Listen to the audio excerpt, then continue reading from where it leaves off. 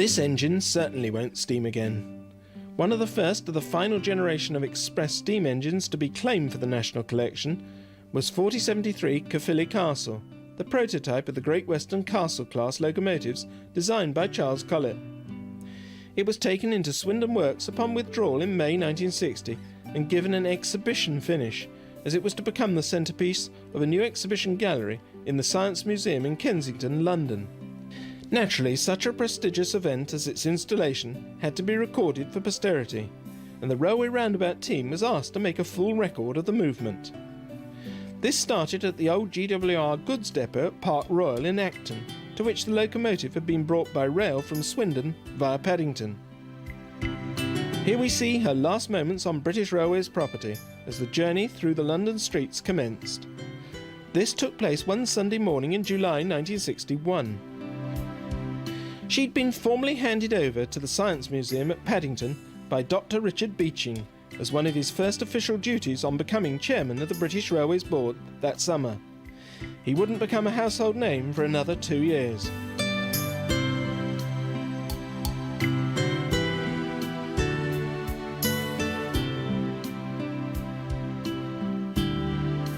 The tender had seen service behind a 4300 Mogul and had been attached to the engine upon withdrawal to replace the large 4,000-gallon one with which she had worked for most of her life.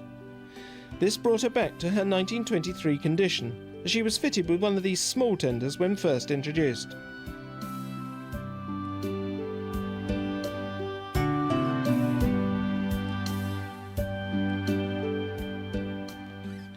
The route to the Science Museum was somewhat complicated, as the engine had to be facing the right way round upon arrival, as the railway wing was to be constructed around it. This would take 6 years to complete. The programme was much quicker and was transmitted on the 5th of September 1961, whilst it was still hot news.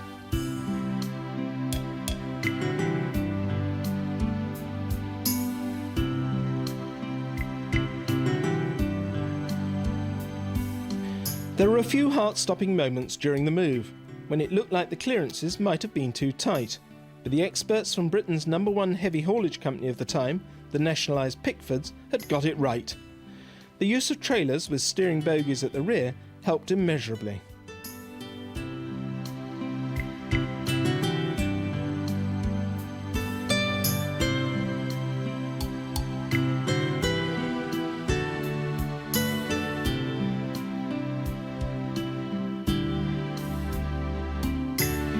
Pat and John were able to get to advantageous filming positions within the Science Museum complex as the engine was manoeuvred through the temporary buildings. The engine would stay here for 36 years, still in its immaculate Swindon finish, before being removed in the 1990s to Didcot when the transport display was to be refurbished.